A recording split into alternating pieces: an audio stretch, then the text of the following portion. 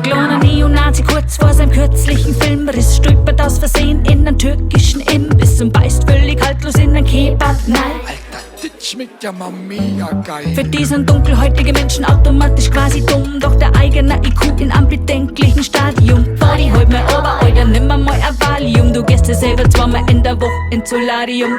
Ich frag mich ernsthaft, woher kommt die ganze Wut? Weil wir alle sind wir Menschen, ganz egal aus welcher Brut. Dass du nicht tanzen kannst, es liegt nicht an deinem Blut und auch nicht an dem Anstand, sondern drauf, was denkst du und tust. Blau Chemikas und grüner Veltliner, Grau Burgunder, Weißbier, Gewinner, Zissen, lila Flieder, rote Beete, braun, Hirse, schwarze Johannisbeer. Unser Welt bleibt bunt, also leg einmal der Hand aufs Herz. Leg deine Hand mal aufs Herz. Das ist schon ganz schön lang her. Leg deine Hand mal aufs Herz. Hurrikan an die Wand und sei fair. Leg deine Hand mal aufs Herz. Scheinbar ist es dein Wunderpunkt Leg deine Hand mal aufs Herz. und sei ein kunterbunter Hund.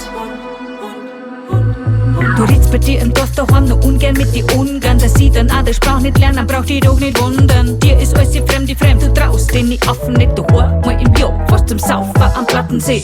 Und da musst du dann in Schatten legen, weil da im Feuersuchtzone auf deine weiße Platten bringt. Nach ner Woche musst du wieder auf der Matten stehen und auf dem selben Bürgersteig nicht bei denen trocken geht. Sie nehmen den Arbeitsplatz weg, da kann ich echt nur noch lachen, weil du da der Szene eher einen Drecksjob nicht machen. Beim Eisstempeln bis kurz vorm Schweißausbruch, dabei waren sie vor dir schon da und haben das Scheißhaus putzt.